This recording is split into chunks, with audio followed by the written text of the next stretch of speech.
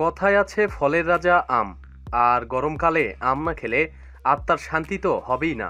তা চাটনি হিসাবে টক আম হোক বা পাকা আম, আম মানেই তৃপ্তি।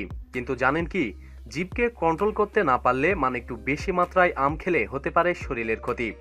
চিকিৎসক জানিয়েছেন পাকা আম খাওয়া ভালো, তবে খুব বেশি খাওয়া ঠিক নয়। পাকা আমে রয়েছে নানা ভিটামিন, যেমন vitamin C, vitamin B, thiamine, riboflavin, vitamin A বা বিটা ক্যারোটিন। আবার রয়েছে উচ্চমাত্রার চিনি, কার্বোহাইড্রেট ও গ্লাইসেমিক। তাছাড়া পাকা আমে ফেনোলিকস জাতীয় উপাদান থাকার কারণে তা অ্যান্টি অক্সিডেন্টের ভালো উৎস। পাকা আমে চিনির পরিমাণ বেশি থাকার ফলেই শরীর খারাপ হওয়ার সম্ভাবনা বেড়ে যায়। চিকিৎসকের কথায় যাদের সুগার রয়েছে তারা একেবারেই দূরে থাকুন আমের থেকে, কেননা রক্তে গ্লুকোজের পরিমাণ বাড়িয়ে আম ক্ষতি করতে পারে শরীরের।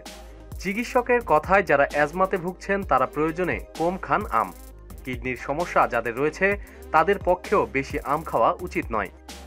পাকা আম অতিরিক্ত খেলে ওজন বেড়ে যাবে রক্তে শর্করার পরিমাণ, রক্তে সুগারের পরিমাণও বেড়ে যাবে।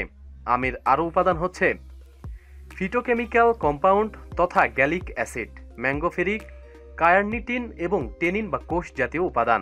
এই উপাদানগুলো ক্ষতিকর। প্রতিদিন সব খবরাখবরের জন্য সাথে থাকুন এবং সাবস্ক্রাইব করুন। ধন্যবাদ।